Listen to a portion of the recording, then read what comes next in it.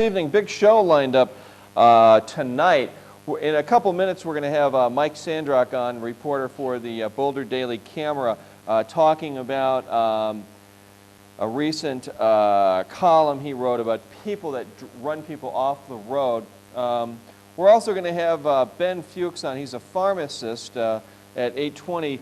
But before that, we're also going to talk about, we're going to continue our conversation about ecstasy and just all this incredible drug stuff that's happening in our community and the number of people that are dying from drugs. And we've done a lot of research in the past couple days on that, so we'll continue that. We're also going to have Professor Terresa Hernandez, who is a neuroscientist from the University of Colorado. She's going to be with us this evening too, and talk more about how club drugs affect the brain. So, plus just a ton of stuff. But first, hey, hi, how are you? Nice to be on your TV this evening. Jann Scott Live, of course, is the name of the show, and I am he. Joining us by telephone, Mike Sandrock, the running reporter for the Boulder Daily Camera. Hi, Mike. Hi. How you doing? Good. Good. Are you on drugs tonight? Hey, Jen? Yeah. Hey, it's Mike Sandrock. How you doing, man? Are you on drugs? No, that was my nephew who was there. He's staying with me now. Yeah. He was listening in to you. Are you on drugs? No, I don't take drugs. I get the natural high like you, man. Yeah, okay. I don't see you at the Trident anymore. How come you don't come down? It's been a long time since you've been on the TV show. Yeah. I can come down and we'll do the TV show sometime. Well, this is it. This is your chance next year. Okay. All right, but hey, listen. Let me read some of this.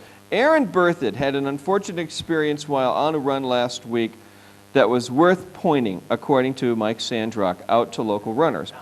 It shows that no matter how hard we try to share the road, sometimes it is not possible when there are people out there looking for trouble. Berthold, a former Boulder resident who teaches at Regis High School in Denver, was out for an hour run after school on Wednesday. While on an isolated dirt road, he said two teenagers driving a pickup truck headed toward him and deliberately ran him off the road into a ditch. Berthold shook his head in disdain and continued on his run. About half a mile down the road, the pickup came roaring up behind him and squealed to a stop, Berthold said.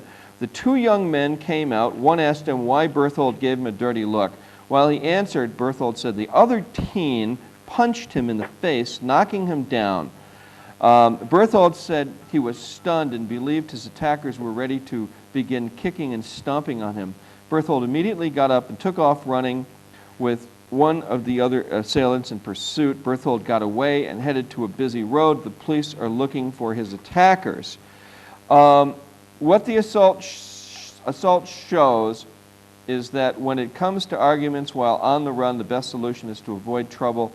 And then Mike goes on to quote Arturo Barrios and Lorraine Moeller, all world-class runners who evidently have come into problems. And when I read this, Mike, I thought, I talked to someone today and they said, well, you know, this is probably just an isolated case. So now that I've read this and you've got my attention, yeah, let's talk about this, people running either cyclists or runners off the road.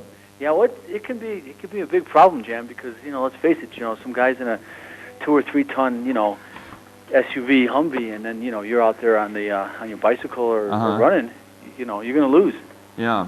It's happened, you know, there's so many stories I can, and it's not sometimes the runners and the cyclists win. I didn't put those in there, but there's some good stories about runners getting their revenge. I think you probably read Running with the Legends, my first book. I have a story in there about Frank Shorter. Oh. Frank and a group were running along. A guy came by and kind of cut him off.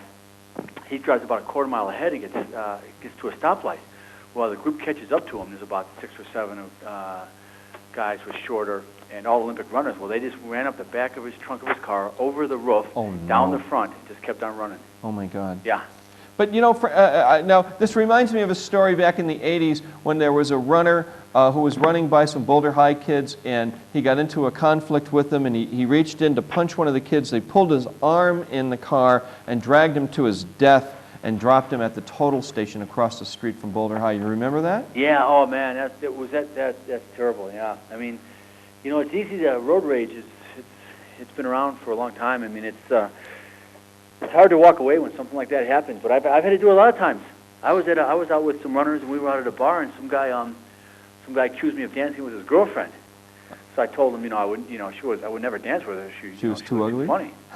So then he called that me bald. fat bitch, I wouldn't dance with her. What, are you crazy? Bang. No, he called me bald. He said, hey, you know, bald. He called me Baldy. Can you believe that?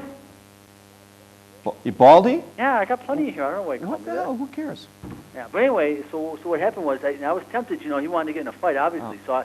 But it did. You know, I just walked away. Sometimes it's hard to do that. Okay, but I mean, with runners and cyclists, and I want to hear from you today too. 440-3572, and Mike Sandrock's on our only phone that we have here, so you're going to have to call the Jaw line, which is up there. It's 447-1JAW. If you've ever had anybody run you off the road while you're on your bike or running. Has this happened to Moeller and Barrios also? Yeah, you know, not quite as much because I talked with you know, Lorraine Moeller, and she said that down in New Zealand where she was growing up, it wasn't a real big problem. Yeah. And she said what she does, and this is what some of the other Olympic runners told me, Jann, was that they just avoid streets as much as possible. They do their runs on trails almost exclusively. What the hell's up with people for doing this kind of bullshit? Well, you know what it's like, Jann. You've probably seen it. Is that the car becomes an extension of the person's personality. So by, you know, by dissing their car, you're actually dissing them, and they just they feel powerful, I guess.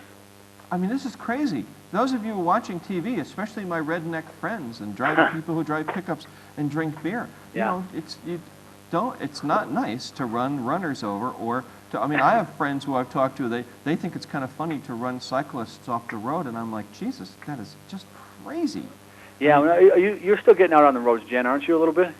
I hike a lot, and I run some of the trails, and anytime you perhaps would like to race up or down Manzanitas, you know, I'll basically kick your ass. All right, well, you know, I think you made that challenge. I think you made that challenge back when you were still ingesting illegal substances. No, I didn't. I have not. And you've accused me of being a fat pig looking like a beer keg, and that your only concern would be that I remember you wrote about me. That was a long time ago. I take that all back now. You've grown up. Yeah, I'm willing to take you on your challenge. Well, how much of a head start do you want? A day. A day and a half from the top of Manzanitas and back. Well, let's talk about that, because we'll have to get a little challenge going, and we'll write it up there. We'll get some people out there. We'll get our photographers, and we'll do Sanitas up to Sanitas and back down. Listen, I'm losing weight. I lost 32 pounds. I was at 212. I'm down to 182. Nice. I've got a 182. I have another 32 to go. Congratulations. I look like a linebacker, I know. I mean, people think that I'm bigger than I am. I'm actually only 6'2". Sometimes people think you look like you're 7'4", 450, but that's not the case. I'm just over 6 feet. No, you're in good shape. Last time I saw you down at the Trident there. Yeah. But you know the Well, this is a serious topic, and people need to not try to run runners over and bicyclists. And when I read this column, quite frankly, I was shocked, and I thought, well, let's bring this issue up. Well, and the thing about Aaron is he's a good runner. He wins a lot of local races, and he's 22 or 23, and I think he's still got a little bit of aggression in him. And he says, he went up and told him, he said, basically, hey, why can't we share the road? Yeah. Which he was right. He is right, but the best thing that we've learned is just someone runs you off the road, is just to just keep going and just don't even talk to him. I talked to Benji Durden. I didn't get him in the column, but that's what he said. He said you just have to just keep running and just ignore him, no matter how hard it is. Don't flip him off. Don't give him the international salute. No, because nowadays too, you don't know what the guys have guns and stuff. But I can tell you, Jann, is that the majority of the motorists are polite. When I've been running for a lot of years, and I'd say 90% are very polite. Well, a lot of people that drive cars in Boulder either cycle or run themselves. Yeah, exactly. And then you can tell who those people are, because they it's cross the trailer over the court trash that we have to watch out for. Yeah, it's funny. Then there's a few. It only takes one to kind of ruin your day. It's like what happened with Aaron. And the scary thing, Jann, as I was thinking about this, is not the fact that they punched him, but the fact that he said when he looked up and he saw him coming towards him with their his pickup big truck. boots on, they were ready to really stomp him. Oh, that's so bad. Let's hope the cops catch these people. Yeah, I hope so. And Aaron will be up this weekend. And did he get the license plate? No, he didn't, unfortunately. Well, I wish he did. Do we know what kind of truck it is? Yeah, it was a new. He has a new pickup truck and stuff. So I'll do a follow up and see what happens with base. Yeah, but basically. Right. Thanks, Mike. Good talking to you. Hey, Jann, you keep up your shape, and we're gonna do our run. Maybe we'll do a challenge at the Boulder. I have to go. Nice visiting with you. Oh, he's gone already. Okay. All right, that was Mike Sandrock from the Boulder Daily Camera. All right, we'll take your calls right on the air. Hi, you're on the air with Jann Scott. So have you been run off the road or by someone riding your bike? Or? Hello? Yeah. Have you been run off the road? No, I just have a problem with sometimes they're 2, 3 off of a single line, and they really make it hard to pass them when they're passing water back and forth. Or, I mean, you see it where sometimes they're not asking for it, but they're not being conscious of how heavy a car is and how it's 2 lanes going both ways. And I do bike, and I bike more than I ride. Okay. And so I can understand the argument, but at the same time, you have to think that these are people that may not be looking exactly where the biker might be weaving around lines and sort of not staying in a single line, just like cars have to stay in a single line. So you're saying that bikes should stay in a single line when they're in the bike path, as an example? Oh, bike path, I'm not talking about a bike path. I'm talking about on the side of the road when you're actually training, going up Left-Hand Canyon, going out towards Lions. I mean, you see them way off out of the breakdown lane, and that is illegal. And this is where most of the problems do occur. That's where I was going to Lions one early Sunday morning. There was a police officer harassing the biker saying, you can't do that. The cars have as much of a right to be on the road as you guys do. And you have to obey by the rules. Well, yeah, and in the road to Lions, there's plenty of room for a cyclist to get over, on the right. And I know a lot of road bike guys don't like to ride over there on the pebbles, right? Because it gives you a flat tire, throws the bike. Well, it's just a comment. Yeah, but I'm just saying they have to understand. They're not.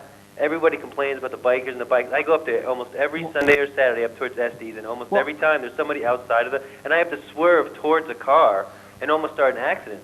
Well, listen, I'm not complaining. You get something. Okay, all right. What? I just switched it on to you. I wasn't know you weren't complaining. I know you're not complaining. I'm just putting an idea out there. I both cycle and run, and I really have a problem with cycling. I mean, I've lived in Boulder for 26 years, and I can think of probably 10 deaths from people who have been hit between here and Lions in the past 25 years. Yeah. I mean, not a good situation. I'm not agreeing in any way. I feel bad for those people and for anyone that is obeying the rules or is obeying the laws. So what you're saying is to cyclists, stay in single line, right? Yeah. Keep an eye out. Have one of those little side mirrors. See what's going on. If there's a big wide truck coming, or if you hear it coming, get out of the way. Slow down. But now, if you are going down Broadway, okay, with a couple of friends, and there's Broadway's 4 lanes, you as a cyclist have the right to take up the right-hand lane, don't you? Yes. But you gotta. You can. If you stay far to the right, and are you saying on the street or on the bike lane? On the street. There's no bike lane going down. Let's say you're coming from Iris to downtown Boulder. Oh, right. Yeah. Well, that's a tough situation. You have to be on control. You got to stay close to the curb. And when there's a wide truck, you might have to pop in someone's driveway for a second. Oh, no, wait a second. But I thought, okay, am I correct or am I wrong? Does a cyclist have the right to take up the first 1 lane? I don't know. All right. But they do, and I do, because I do that route every once in a while. Well, if you have a group of cyclists... If it's a group, it's going to be a problem, and it's going to be a problem. A group of cyclists should be able, if you're in town, the speed limit's only 30 miles an hour in Boulder anyways, 20, 30, 25. If you're in town, people who are riding cars should have lots of courtesy. I do. I mean, if there's a cyclist in front of me and he's going 20, I'm like slowing down and I'm behind him. There's no way I want to, be jamming a bicyclist. That's crazy. Or I'll go around them. I give the person. I'm not in a big hurry. I mean, no, you may not be. Someone might be beeping you. I know it's a tough call. It's hard. The roads are thin here. They're not maybe as designed as well as they could be. Mm-hmm. You do need a sidewalk over there, but that means moving properties and all sorts of weird things. So.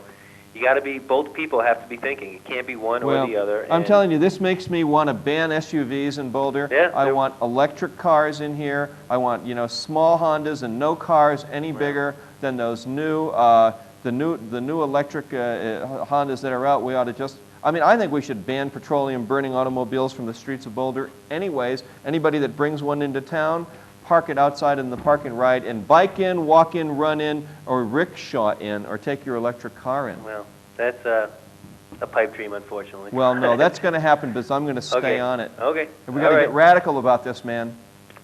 All right, good talking to you. Bye. 440-3572. I do feel that way. I may even run for city council on this one. Wait till you see one of our shows from Key West. More electric cars in Key West than in any city in the United States. There are thousands of them, and they get around fine. They buzz right around. Okay, that's it for that. Now, a couple things here. So much on. You can call us on the comment line. Do we have somebody else on the phone there, Gabe? No, Jen. I know the law about the bikes. Yeah. Oh, that's right. Because you're a big-time rider. Go ahead. Yeah.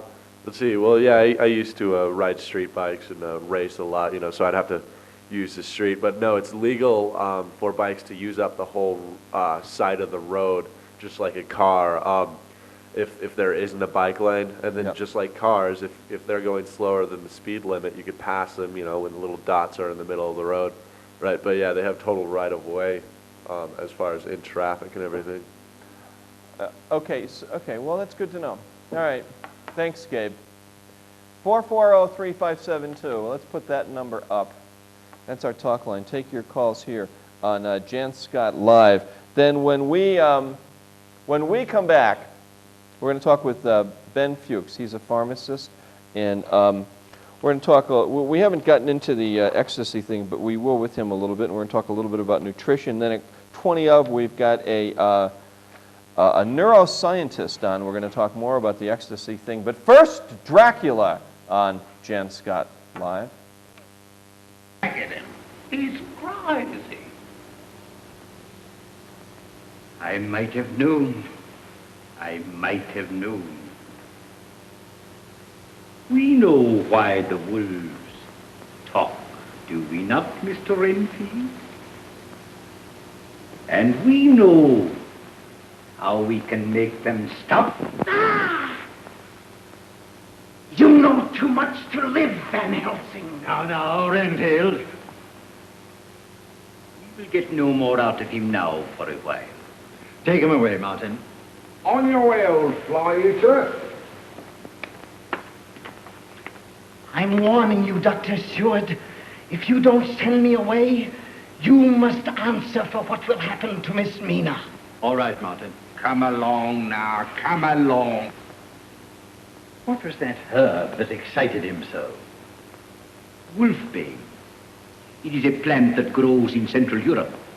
The natives there use it to protect themselves against vampires. Renfield reacted very violently to its scent. Stewart, I want you to have Renfield closely watched by day and night, especially by night.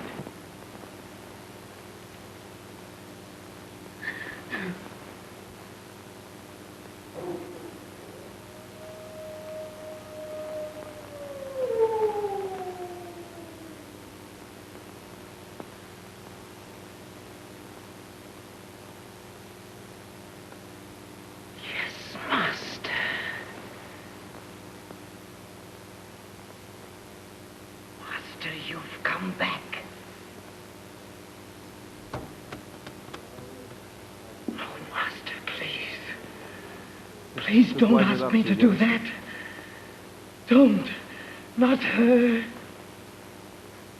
Back here in studio, Jann Scott Live's the name of the TV show.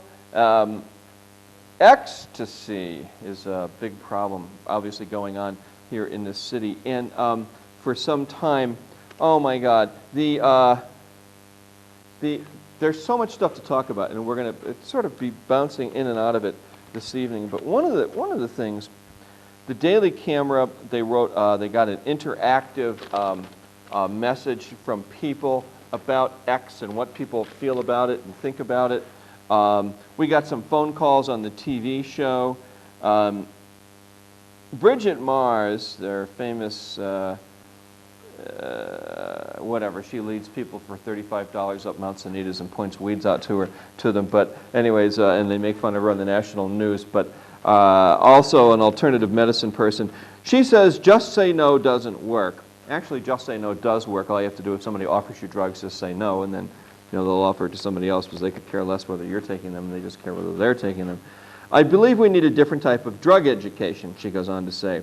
The desire to alter consciousness seems inherent, even exemplified by children spinning on the playground to get dizzy. In some cultures, teens, as a rite of passage, are taken aside by the shaman and given powerful psychoactive substances to mark their entry into adulthood. And that's, of course, why they still live in third world societies, Bridget, but okay.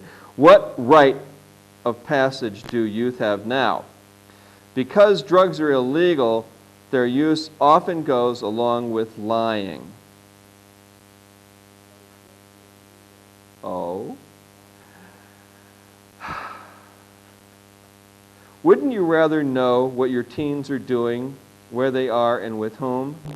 Well, most of us would rather not have our kids take drugs in high school, that's for sure. If we could truly provide drug education, now she finally says something that makes sense. Learning to use substances in a safe way could lessen the danger. What? If we could... No, we don't want to teach kids how to use drugs. High school kids, you know, or any children.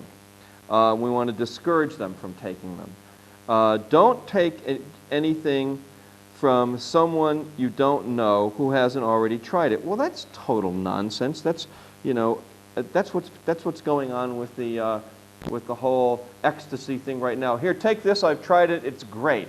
And then you end up with like somebody like Brittany Chambers because they have no idea how it was made or where it was made. Don't mix drugs together or mix them with alcohol. That's great advice to teenagers. Don't use them in dangerous settings with people that make you feel uncomfortable or need to drive. Brittany Chambers took them at home while her mother was upstairs. Say a prayer. Oh, great. I mean, who are we going to pray to? You know, and then if you want to talk about the spiritual aspects of drugs, just what kind of spirits were attached to, you know, like, say, crack, heroin, PCP, MDA. I would say not good spirits, because what kind of spirits would kill a child? All right. Have a guide who is not anything... Have a guide who is not on anything to hold a safe space. After the experience... I can't believe she's saying this, especially to teenagers. This is really irresponsible. All right, enough. What? Okay, go ahead. Erica Strickmaker, our producer from CU. We've got Dave Stans back there, director, Gabe Lee. You guys have comments on what I'm saying? I hear you laughing. Yeah, you like it, right? I'm right? You shouldn't be given... You are always right, Jan. Come on. Thank you so much. All right, that's enough? Good, thanks so much.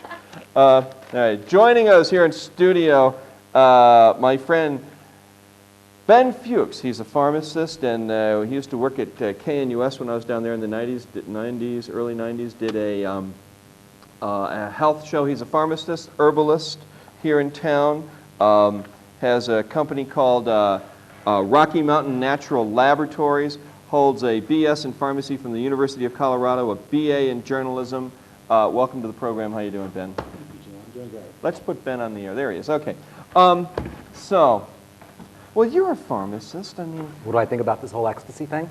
Yeah. Is that what you're going to ask me? Yeah. Well, I don't really know too much about illegal drugs because pharmacists really don't study illegal drugs, but one thing that strikes me that's interesting about this whole ecstasy phenomena that's been in the news lately is that nobody's really proven that Brittany Chambers or anybody else took ecstasy. Ecstasy is a very specific molecule, and our testing procedures don't really test for ecstasy. They test for amphetamine-like substances. So when we talk about ecstasy, as a pharmacist and as a chemist, I like to talk about the specifics. Well, and what we're really talking about is some kind of amphetamine-like substance that really may or may not have been ecstasy. The second point that comes to mind is that Brittany Chambers didn't die of ecstasy. Well, she died of hyponatremia, which means she died of too much water. So really, if we take this whole, let me finish here, Jan. Let me just finish here, Jan. If we take this thing to its logical conclusion, where we make everything illegal, it's bad for us. We're going to end up making water illegal because if we drink too much water, we'll die. No. We got to back up here. She took a drug that was probably an amphetamine that we called it X, but nobody knows really what it was. There's a lot of things here. I mean, you covered a bunch of very important issues. First of all, we don't know what she took or who made it. That's right. It's very dangerous. That's right? an important point. That's an important point because that's my concern. We're vilifying the substance that's called ecstasy. We're demonizing it somewhat inappropriately. MDMA was used in the United States for a very short time period, made illegal because it brought on psychotic reactions in people. It was an illegal drug. But I don't know that that's the case. I've never seen any studies that show that MDMA... I have seen the studies. Are you really positive I am very positive. MDMA induces psychotic episodes? Yes, it does. And that's why You know what, Jan? I don't want to disagree with you on the air because it's your show and you're usually very accurate. No, I'm going to tell you where this comes from. Okay. It comes from the Designer Drug Conference held in San Francisco every year since 1985. And the induction of psychotic episodes should not be a criteria for eliminating something out of the pharmacopoeia. Well, because the induction of psychotic episodes is one of the main side effects of most drugs that we take on a prescription basis. Ben, listen. When Brittany Chambers took this drug, which was evidently some type of amphetamine, okay, it made her do a compulsive behavior, which was drink water, and it killed her. She died. She would not have done what she did if she wasn't on the drug. Okay, well, we could debate that endlessly, but let me tell you the main problem. The drug killed her. Let me tell you the main problem. That? No, I want to tell you the main problem, the big problem. Why do people feel like they need to take psychoactive substances to achieve certain kinds of elevated moods? Well, the fact of the matter is, when you get it from running. When you get it from running, you can get it from nutrition, you can get it from love, you can get it from all kinds of avenues. So what we need to be teaching is appropriate coping mechanisms, healthy ways that we can achieve. Well, what do you think what Bridget Mars said? Do you know her? You know what? I don't want to get into Brigitte Mars, but what I want to say is that she's on her show she's Brigitte. Okay. On mine she's in any case, Bridget. If you deprive yourself of B vitamins, for example, you will induce psychotic episodes. You will induce depression. You will induce hyperactivity. You'll induce attention deficit disorder. You can induce suicidal tendencies by removing essential fatty acids out of the diet, for example. Okay. So the real problem that we're facing as a culture is that we have been deprived of the substances that give us natural highs. Exactly. We've been deprived of the substances that give us natural health. So we feel like there's nowhere to turn but to a drug. And the whole concept of working with allopathic medicine leads us to this idea that we can take ecstasy or we can take drugs to achieve whatever we want. The society promotes that. The most dangerous drug of all is actually a legal drug, and it's alcohol, and tobacco as well. So we have a society that on the one hand encourages drug use, and on the other hand discourages it. It's crazy. I know, it's crazy. It's utterly crazy. What we really need to be doing, and this is what I do. Well, I teach appropriate strategies. Let me interrupt you for a minute, yes, okay? Yes. Just slow down. We live in a city that is the most addictive small city in America, okay? We live in a city that consumes copious amounts of drugs and alcohol.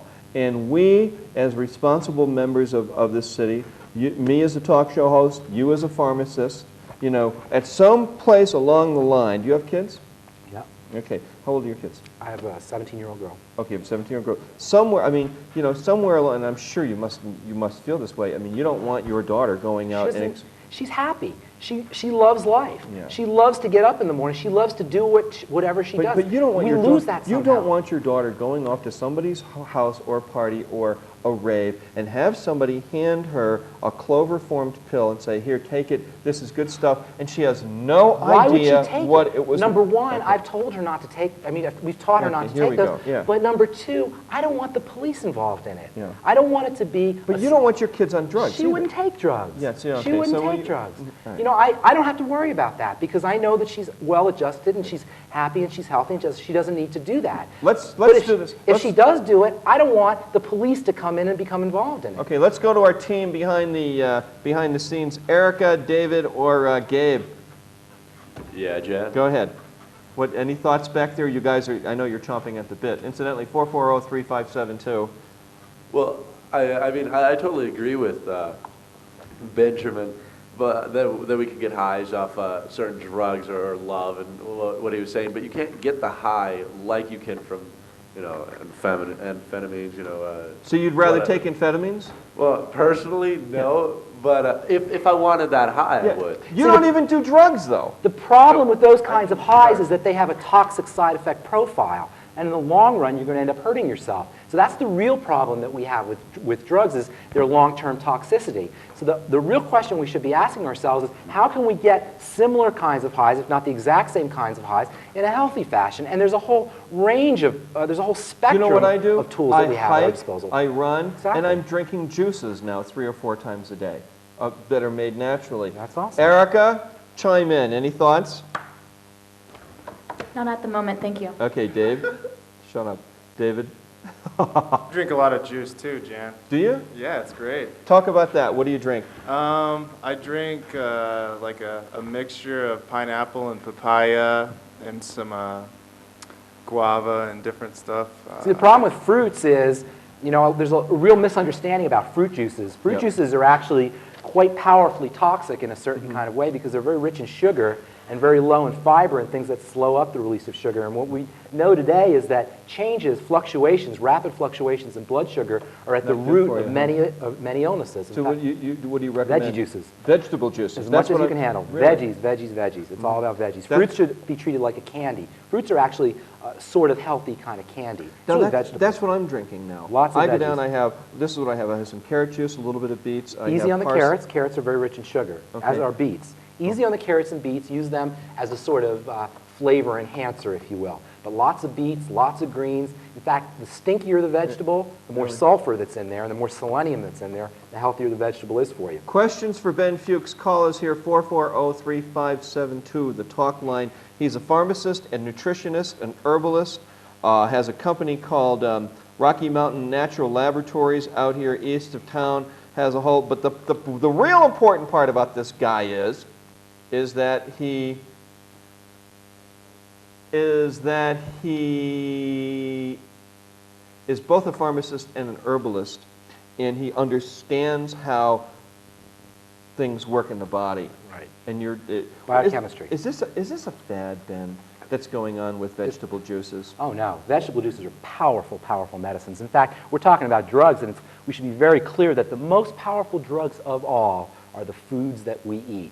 There is no more powerful drug that we know of than the foods that we eat. And as far as beneficial drugs and beneficial foods go, the power of vegetables is just tremendous. Do you know vegetables are the way sunlight is trapped so that we can eat it?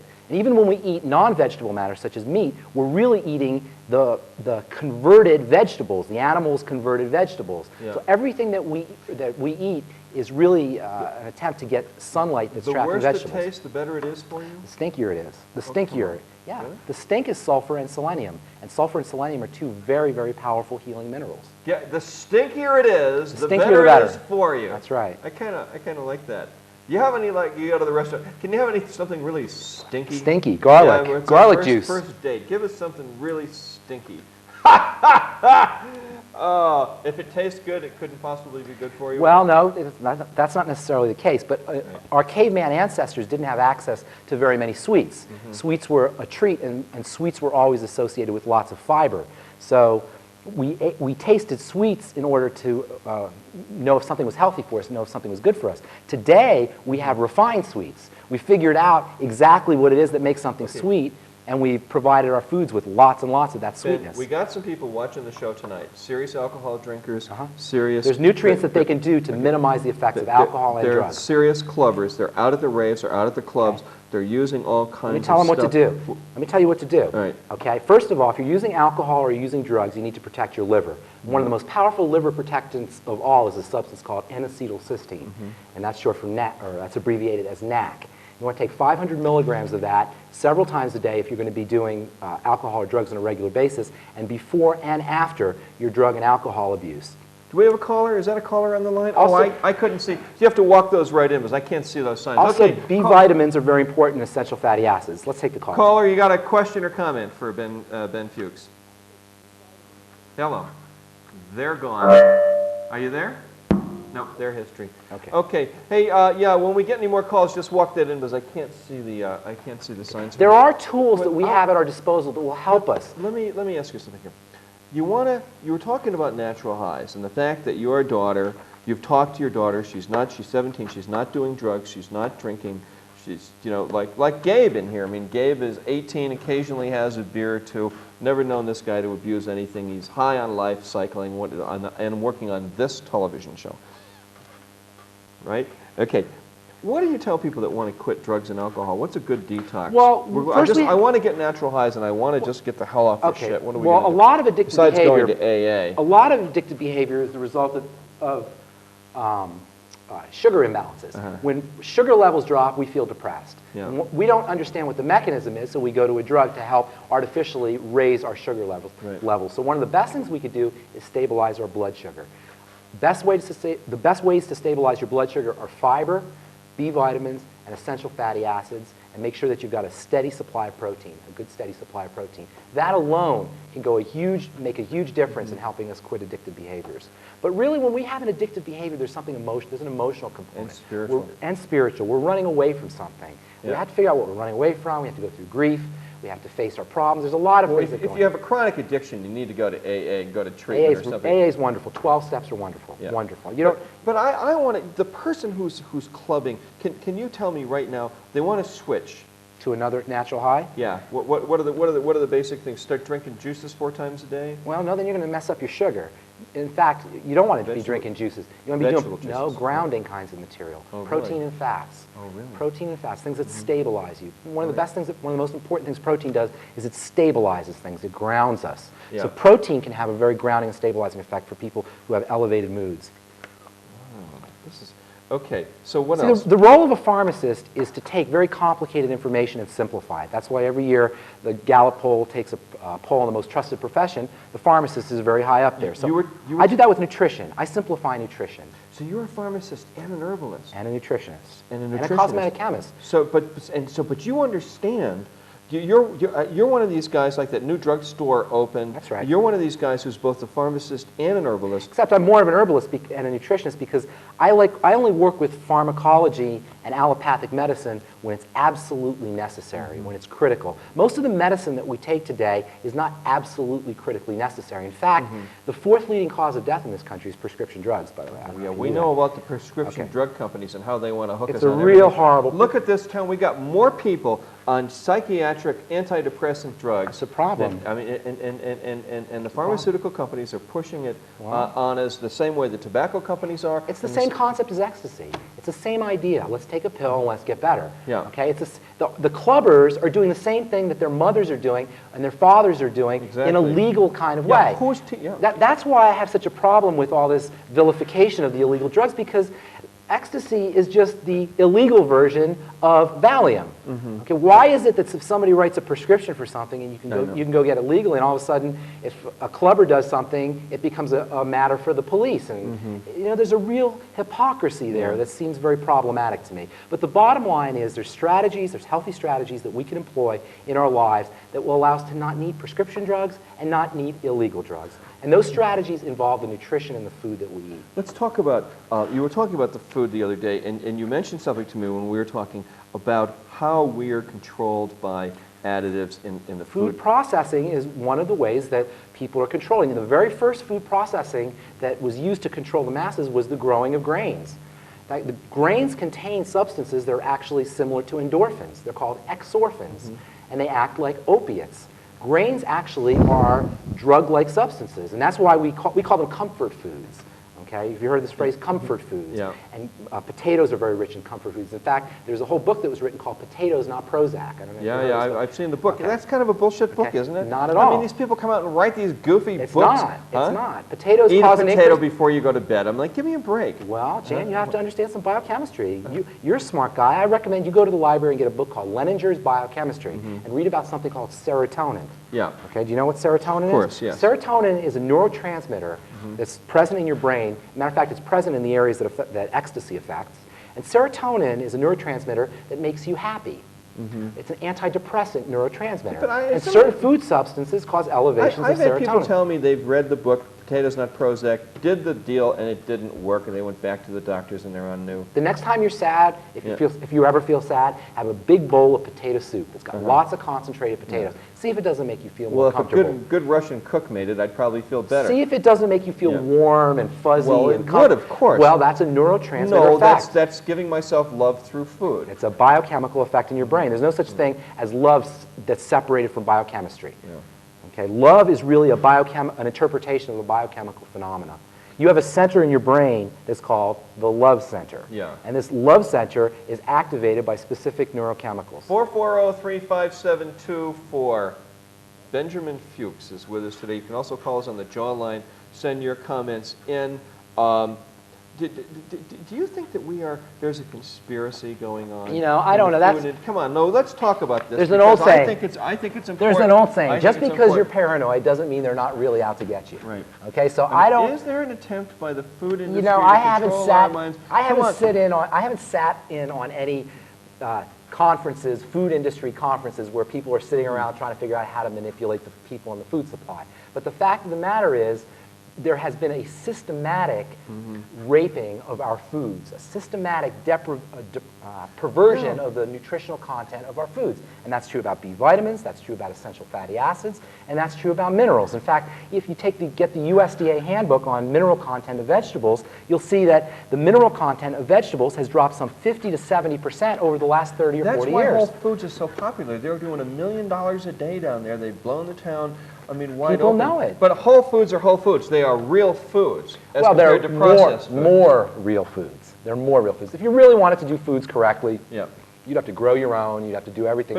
But if it's in a can and it has all these preservatives in it, it's not if it's in a food can, anymore. you don't want it. If it's in a box, you don't want it. In fact, If it won't go bad outside the refrigerator, you don't it's a want it. problem. Exactly. If you eat a food that has a long shelf life, Yeah. you will have a short shelf life.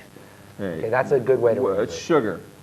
Guy called me the other day, said, "Oh, bullshit on sugar. These people are full of crap. Honey's perfectly good for you." And I said, Well, "I don't." He wasn't a chemist. He wasn't a food chemist. He wasn't a biochemist. He's an art professor. Okay, and that's why. Yep. If any chemist will tell you Yep. that the most dangerous substance in the body that we chew on a regular basis is sugar. Sugar. In fact, it's so dangerous Yep. that the body has evolved a system for pulling sugar out of the blood. That's how dangerous it is. You've seen caramel apples. Yeah. You've seen what happens when you melt sugar. Yeah. Well, when you eat sugar, you caramelize. In fact, the boy. tissues that caramelize the most are your proteins. We call them today, if you're a scientist, you call them advanced glycosylated end products. And what that is your insulin, your collagen, the protein in your body actually being caramelized. Is Sugar Blues still the definitive book on sugar? It's one of the most definitive books on sugar, yeah. The real definitive books on sugar are biochemistry books. You know, there's a lot of facts that we know as biochemists that haven't made it out into the mainstream public. And one of them is that sugar advances the aging process. Listen, Ben, we're out of time here. I have to move on. Great. But two things. I want everybody to know Rocky Mountain Natural Laboratories.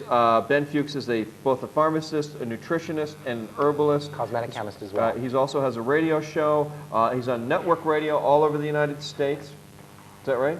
That's right. We talk about nutrition, and we talk about the importance of appropriate nutritional strategies. It cannot be heard here in Boulder. It's not in Boulder. Well, what the hell's wrong with KWAB? Those dumbasses down there should pick up his show and put him on. Thank you, Jan. You're a good guy. You do Thank you, Jan. you're a good job. Thank you, You can buddy. stand up to the heat of me. Thank If people want to contact you, what's the way to get to you? Rocky Mountain Natural Labs, 303-447-1126. Okay, say that one more time. Say it slowly. Rocky Mountain Natural Labs, 303-447-1126. 1126. Do you have a website? I have a website at sanitaskin.com. Our main business is Sanita Skincare. Sanitaskin.com. Sanitaskin.com, 2 S's in the middle, Go to one that word. and find him. Thank Okay, you. thanks, Ben. Don't move. Here comes, here's our ecstasy cartoon done by Professor Gibson in tribute to Brittany Chambers.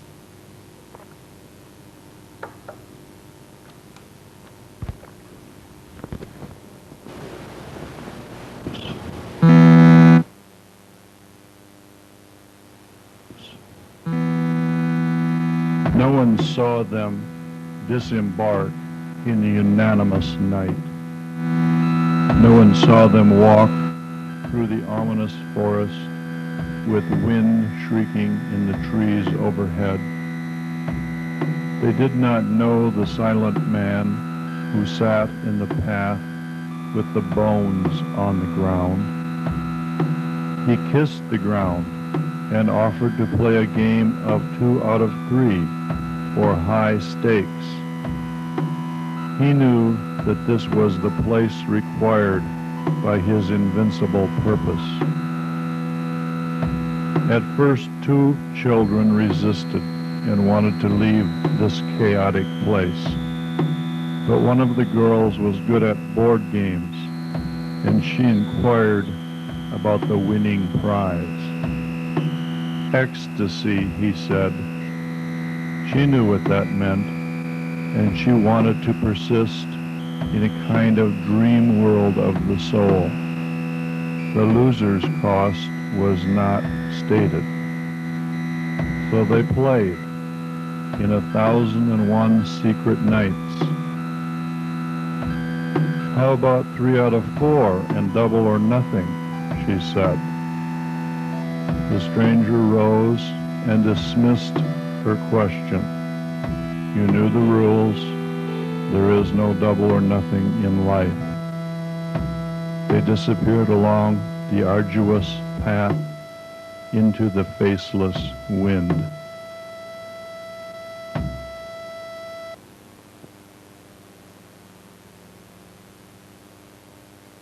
Back here in studio, Jann Scott with you. Jann Scott Live's the name of the show. Joining us by telephone is Dr. Terresa Hernandez. She is a professor at the University of Colorado. She is a neuroscientist. Is that correct? Yes, it is. Welcome to the program tonight. Thanks so much for taking some time and talking with us. So what's a neuroscientist? So a neuroscientist is someone who studies how the brain controls behavior. Yeah. Oh, I lost you there. They turned you off. I'm sorry. We need to hear her, please. Gabe, I can't hear her. You lost her. Oh, well, you have to wait just a second. Okay. Okay, now go ahead. So start all over again. What is it? A neuroscientist is someone who studies how the brain controls behavior. Uh-huh. And you teach at CU. What is it? I've heard some of your students told me that you have a lot of things to say. You recently did a lecture about ecstasy. Is that right? Yes, last semester. Uh-huh.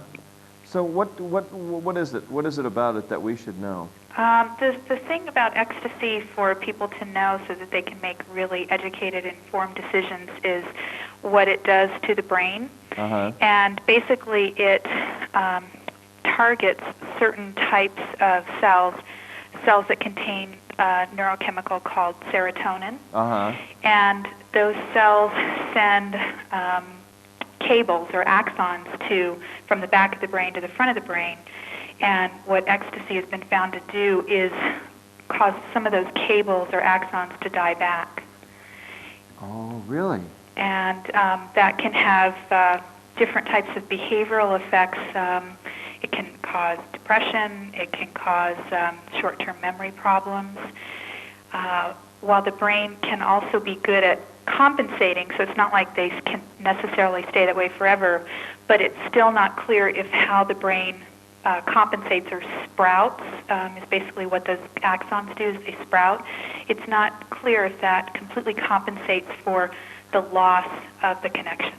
Okay, so let me say back to you what you just said to me, and then maybe help me out with this. There are neuroreceptors and neuroregulators, is that right, or neurotransmitters? Neurotransmitters.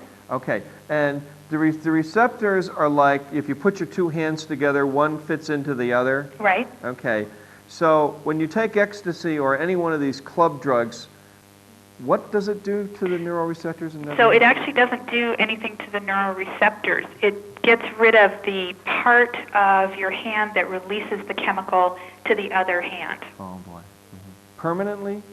Well, for some of them, yes, it is permanent in that it does die back. But like I said, there are ways in which the brain compensates by sprouting, but we don't know if that compensation makes everything back to normal or not. Well, oh boy, what's this about impulse control now? Well, the frontal part of the brain has a lot to do with impulse control or inhibition of certain types of behaviors. So theoretically, if you had less input into that part of the brain, it could affect that behavior. Mm-hmm. Now, there are a bunch of designer drugs out there. I mean, there's MT, MA. There's just tons. Do you know anything about these drugs that are made in these illicit labs, and when they get the concoctions wrong, they're causing things like Parkinson's disease or other trouble? So that drug was MPTP, okay. And it was basically made to be heroin, but it was a bad buy, if you will. Oh, really? Because the people that took it, it selectively killed dopamine cells in their brain, so dopamine's a different neurotransmitter, and induced really severe Parkinsonianism in people who were 20, 25 years old. So this was an analog drug, or somebody attempted to make MDMA and made MTTP? No. Someone attempted to make heroin and made MPTP. And MPTP is not necessarily an analog of ecstasy. Okay, and the dangers of analogs are? Well, the dangers is that you don't know what they're going to do. Mm-hmm. And those people who got Parkinson's disease, they didn't know until it was too late. So you know about this, what happened in San Francisco in the 80s? Yeah. This is your bag? Well, I teach about that as well. You do? Yes. Well, you're the first person that we've come across that even knows. You know, I've talked to law enforcement people. We've tried to talk to medical people. They don't know. They think I made this up. No, it's very well published. It is very well published. Yeah. Oh. All right, now, are you going to be involved with the World Affairs conference on ecstasy and all the designer drugs? Because they should probably have you on there. I have not. I was not aware of them talking about that. We should get you connected to the designer drug conference that we're going to have here in Boulder that Sheriff Epp and I are working on right now. Did you go to the designer drug conference in San Francisco in the 80s when it was taking place? No. Oh. So anything else that you want to say about this? Incidentally, talking with Dr. Terresa Hernandez. She is a neuroscientist, behavioral neuroscientist, a professor at CU. She's an associate professor in psychology. Been teaching at the university for 12 years, yes? Yes. Wow. Well, actually 11, but I've been teaching at other places for longer. What does this do to you personally when you see these kinds of things going on and the call goes out to you to talk to the community about? Well, it always concerns me when people take drugs that they don't necessarily know about. I have much less problem if people take drugs that they know about. So when I teach about ecstasy or things like that in my class, I'm not necessarily telling people what they should or shouldn't do. I'm allowing them to be empowered to make an informed decision. But you've just told me that every time you ingest these drugs, it causes some kind of brain damage, essentially, right? Well, MPTP for certain, and ecstasy, the data looks pretty convincing that it does cause some brain damage, yes. When these drugs are made without controls, essentially bathtub lab drugs, or like the kid they found that made these drugs on the Hill, what are the dangers of no controls in a lab? Well, that is that you could end up getting a drug that's MPTP, that's even worse than what you think you're taking. So that's where you have to be even more careful because you don't know what you're getting and you're probably not getting the drug that you think you are. And all you have to do is have the wrong temperature, have things not cooked properly, added properly. Oh, yeah. And you've got something else. You have an analog, is that right? Right, an analog or just something completely different. All right. Well, this is good. Thank you so much You're welcome. For talking with us this evening. All right. Dr. Terresa Hernandez at CU, and we'll be talking with her more. And you know, we're digging around right now. We're trying to find people. Let's get Erica back on the mic. Erica, talk to us a little bit about what you've been doing today and the people you've been contacting and talking to. I've been talking to some sports medicine people, some neuroscientists, obviously, some neurologists, and I couldn't really get a hold of many. But what I found out is that they're pretty hyped up about the whole club drug scene and things like that. So are they concerned with it? Are they dealing with it themselves? Did you talk to some neurosurgeons today, or you're trying to get to them? You talk to their assistants, or you talk to I'm trying to get to them. I talked to their assistants, and they said that they were not really that qualified enough to talk to me about this issue at this point in time. Thanks. So we're going to keep working on this, right? Yes, we are, for sure. We'll see if we try to find a neurologist maybe next week or the week after and talk to her. All right, thanks. Well, folks, yeah, that's my concern about club drugs, okay? is that they are, we can hear you in there, Gabe. Our concern about club drugs is that the way they're made, there are no controls on them. And you know, here's one that says, no evidence ecstasy is a health menace. This is written by Paul. Yeah, tell me that's about a minute. Gabe, turn your mic off in there, please, would you? This is written by Paul Dugan. Paul Dugan, obviously an idiot. No evidence that ecstasy is a health menace. Ecstasy, pair-charged post-bond is an example of biased, according to the Daily Camera, biased coverage encouraged by war on drugs. The camera admits the victim may not have ingested ecstasy or that she thought she was buying ecstasy. Then the February 5th camera says ecstasy. Well, of course it did. Now, what's this guy saying? This guy is saying the issue should be openly debated as one of the conflicting values, not crime or health. Because ecstasy, like pot, is a drug being used widely by a group whose values William Bennett and company deplore America's counterculture. See, here you go. These guys are, they don't want to listen to people like Dr. Hernandez or the pharmacist that we had here. They want to now make this a political issue. So he's suddenly coming out and saying, oh no, there's nothing wrong with these. And the truth is that there is. God, Paul Dugan, shame on you. Go kick yourself. All right, we're going to talk more about this next week. Nice visiting with you tonight. I'm Jann Scott, and thanks to everybody helping on the show this evening. See you next week.